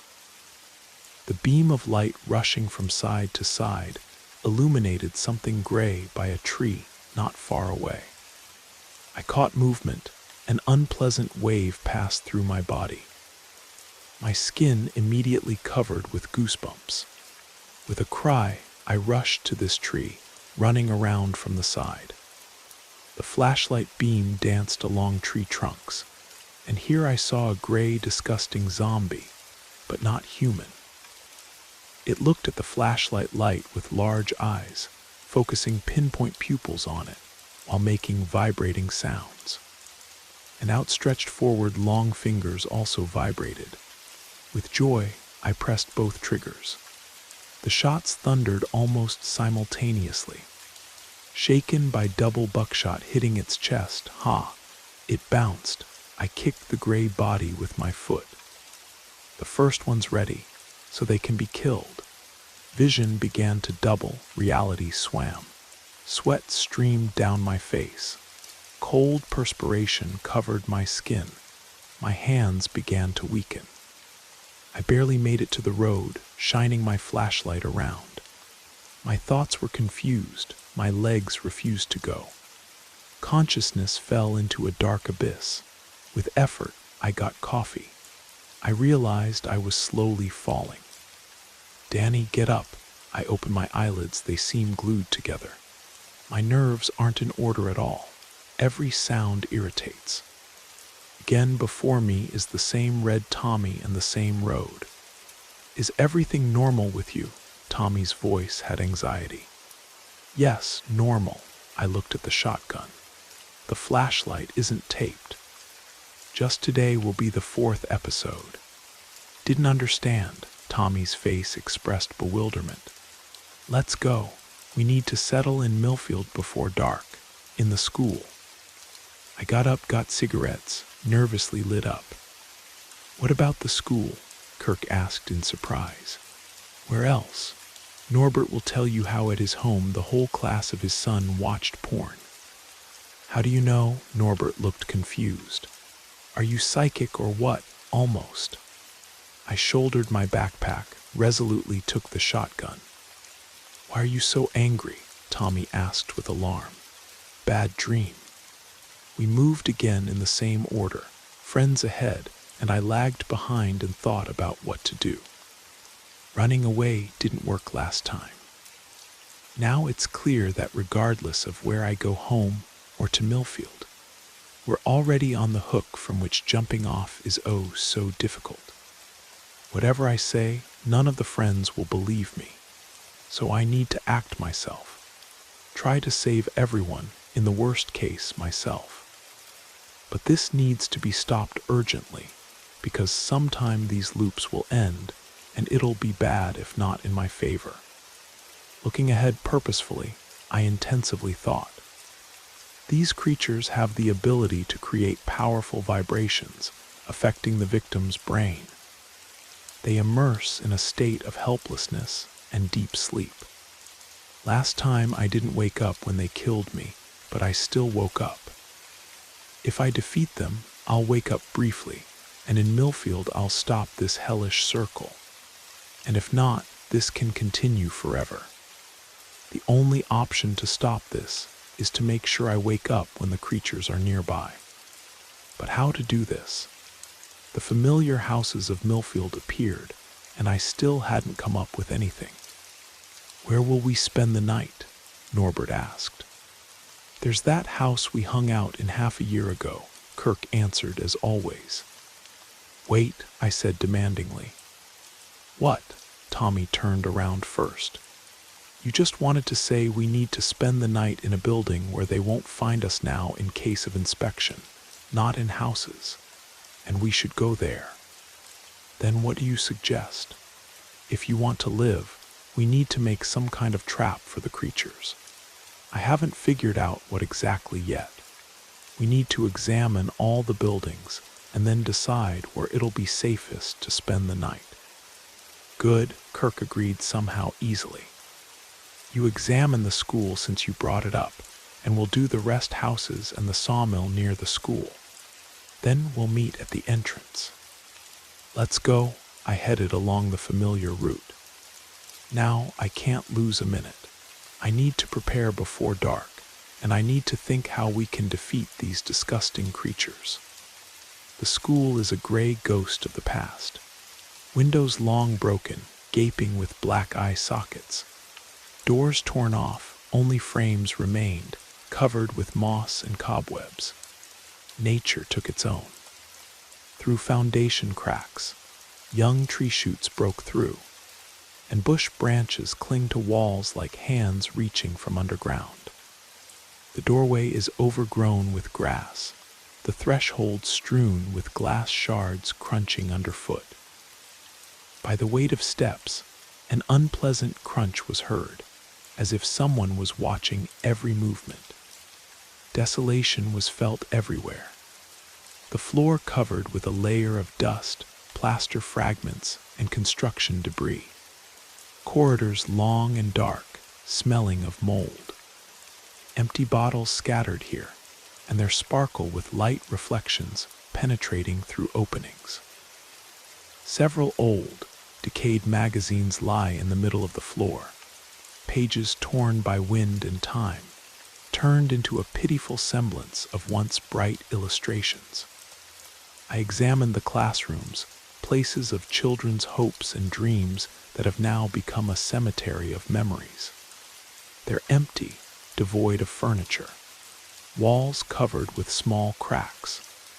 A strange feeling of anxiety began to grip me. It seemed the space around was compressing, walls breathing with ominous silence. This is how the corridor twilight affects me. But the only place I've chosen so far for defense is precisely this dead-end corridor. There's a window here, but the creatures on the second floor shouldn't reach it. I'll have to curtain it so there's complete darkness. Though you can't make a fire in this corridor, but protection from 3 sides is ensured. I still need to figure out how to protect the passage side. I looked out the window. I was stunned. The sun will touch the horizon in half an hour. I need to hurry. Leaving my backpack inside, I got out of the dusty building outside, greedily breathing fresh air. The porch is deserted. Where are my friends who promised to gather? There was complete silence. "Guys," I shouted along the street, and silence answered me. Quickly I rushed to the houses, went along the village street past crooked 1-story houses. Despite abandonment, houses looked better than others. Facades peeling in places, windows dirty, some cracked frames. But the atmosphere remained heavy because I had turmoil in my soul. Many gates were wide open, inviting entry, but not a single soul disturbed the peace of streets. No sounds of human steps or conversations, only dry grass rustled and rare birds quietly chirped in the distance. Nervously lighting up, I sat on an old village bench under a fence. Tired and confused, my gaze wandered the streets looking for signs of life, but everything remained just as dead and motionless. My friends had abandoned me, leaving me in this strange place full of my horror. My heart squeezed with a feeling of betrayal. The thought that I was left alone frightened me. Inside grew an unpleasant feeling that something went wrong, completely wrong. I should have talked to them differently, but there won't be another series. I won't agree to that. And there might not be one at all. This is their choice. I scared them that my roof had gone off. In a good journey. Though I saw how life was taken only from me, but I don't think they'll have a different fate. It's unknown what these disgusting creatures are capable of. What other feelings they have. For example, a sheepdog picks up a trail after 12 hours easily. There are other ways of tracking too. The draft penetrated under clothes, chilling sweaty skin. No time. Lighting another cigarette, I got up. A plan of action had matured in my head. I already knew what to do, just needed to find the things I needed and make everything before dark. I set off to rummage through houses looking for necessary tools. First of all, I checked storage rooms and barns, knowing that useful things were usually stored there. The first house remained empty. The second contained only rusty scrap metal. The third had a pile of useless things. Finally, in the fourth house I found tools necessary for my life-saving plan. A sharp saw, a heavy axe, and a wooden barrel with neatly packed nails. Tightly wrapped in special paper smeared with grease. Hastily examining a couple more structures, I found a coil of old but strong twine. It was thin but elastic, and intuitively I understood its strength would suffice for my idea. I chose an old coat for a curtain. Collecting found items in a canvas bag, I got out to the yard. I took off the makeshift belt with cartridge holder and attached it to the shotgun, threw it behind my back. The sun was already hiding behind the horizon, teasing me with only a crimson edge. I walked to school. On my shoulder swayed 2 long poles. In my left hand was a bag with tools, and behind my back dangled the shotgun, the only friend who won't run away. I hope I chose the right option for fighting for my life. Whatever trap I made, there are at least 3 disgusting creatures, and a trap can damage only one, and I'll lose. Therefore, I decided to make myself an alarm clock, and my shotgun will deal with the creatures. Suddenly, fatigue hit me. Eyelids began sliding down by themselves. Images of disgusting creatures hiding behind bushes and trees flashed before my eyes. I won't chase you, come yourselves. If my roof doesn't blow by then, you'll be very surprised what people are capable of. In the school corridor there was already twilight. Turning on my flashlight, I positioned it in the dead end of the corridor so it illuminated everything, but didn't blind me. First thing, I fueled up with coffee and water. Without wasting time, I knocked out 3 boards, nailing them with nails so spikes stuck out from one side. This is for stopping enemies. I hurried, this even cheered me up. I nailed nails as I needed on the poles, bent one so the rope wouldn't slide. Wedging poles between ceiling and floor, I brought several desks, making a small barricade in front of where I'd sleep. And I'll sleep, though it's scary even now. I already hear the influence. Through time, without strength, I moved away from the finished trap. Everything done cost many efforts. Thanks to excessively consumed coffee, from which the engine thrashed in my chest. Fear stimulated my brain no worse than caffeine. But still, I held on purely by willpower. I sat leaning my back against the dead-end wall, stretched my legs. One end of the rope on the floor, and the second suspended as high as possible.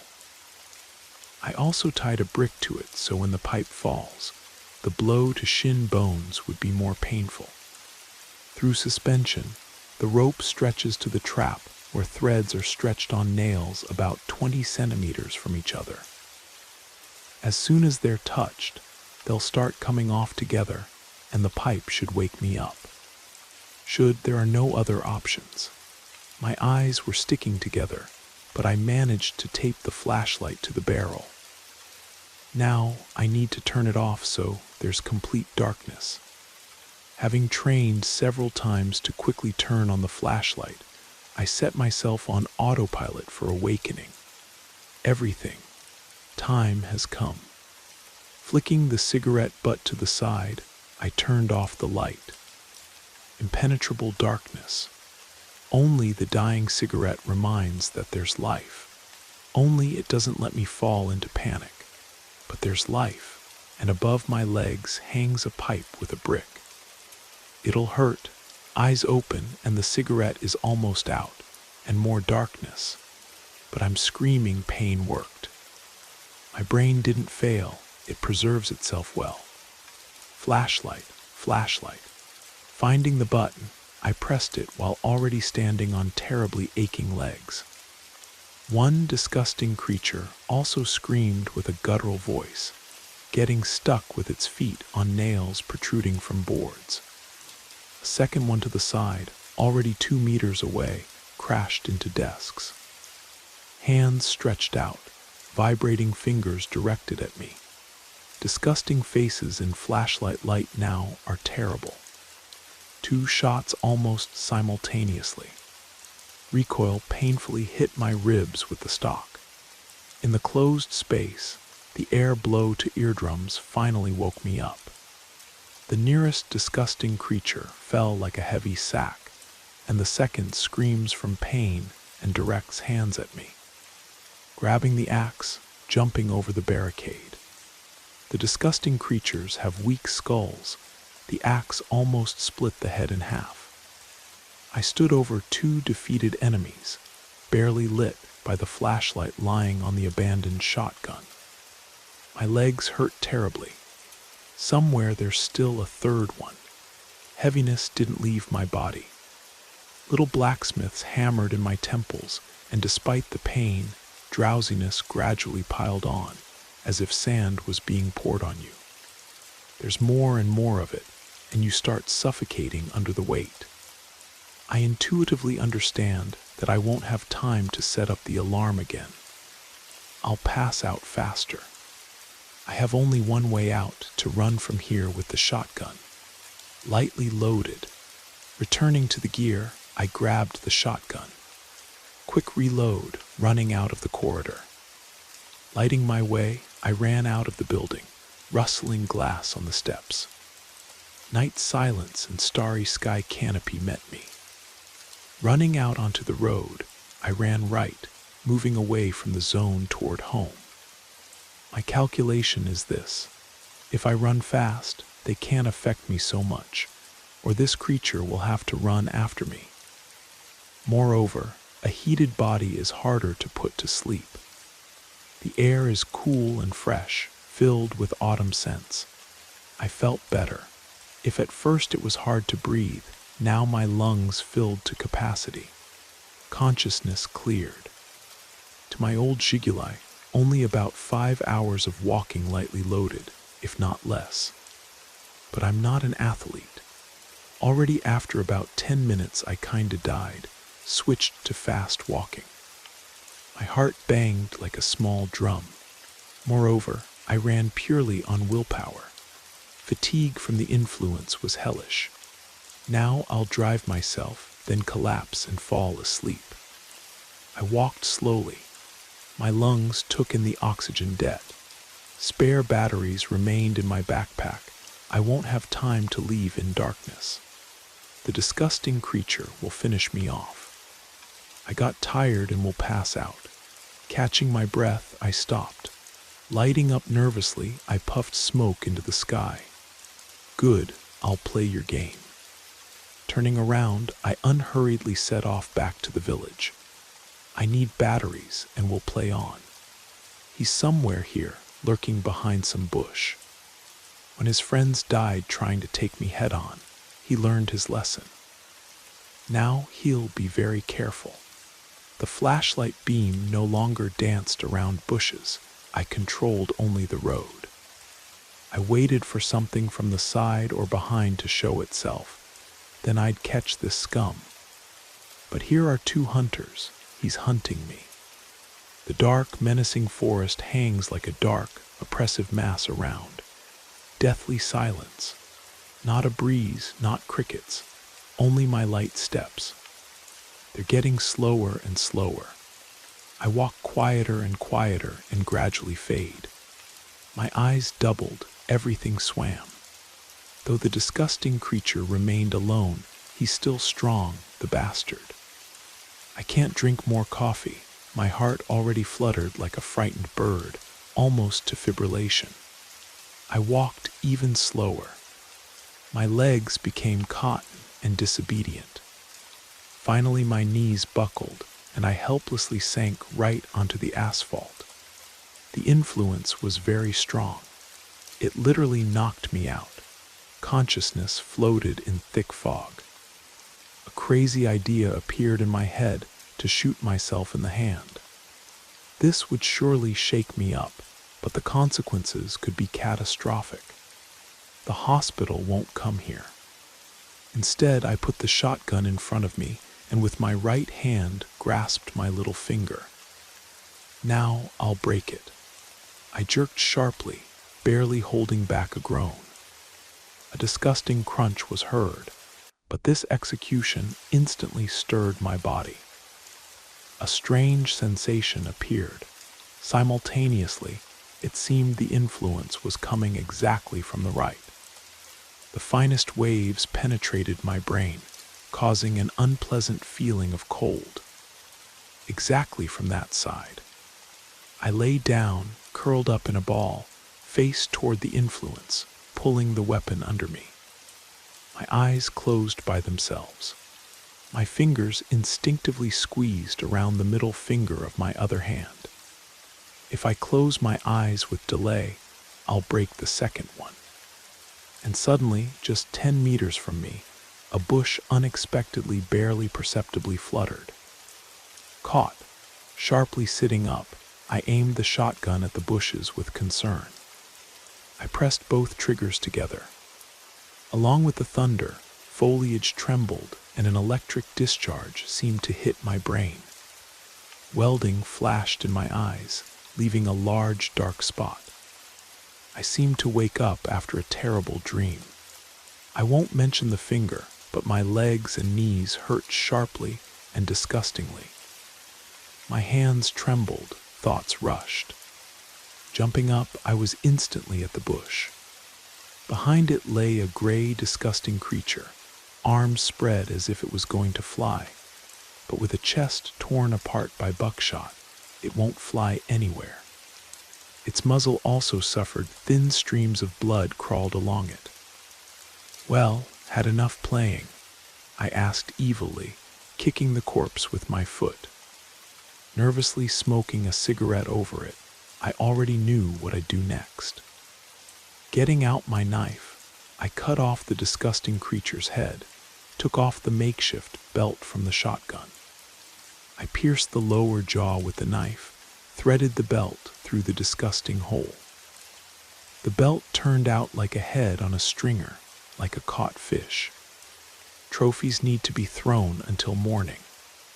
Let the FSB figure out what's in this zone. It's unknown what happened to my group. Maybe they're alive too. I'll find out soon.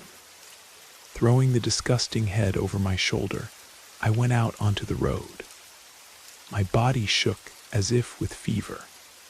The forest no longer seemed so hostile, as if covered with a blanket of calm. I'm going home.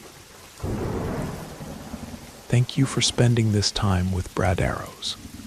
We hope the stories whispered through the rain carried you far into your imagination or your dreams. If you're still awake, let us know how you liked the journey. Until next time, stay safe, sleep well, and let the darkness comfort you.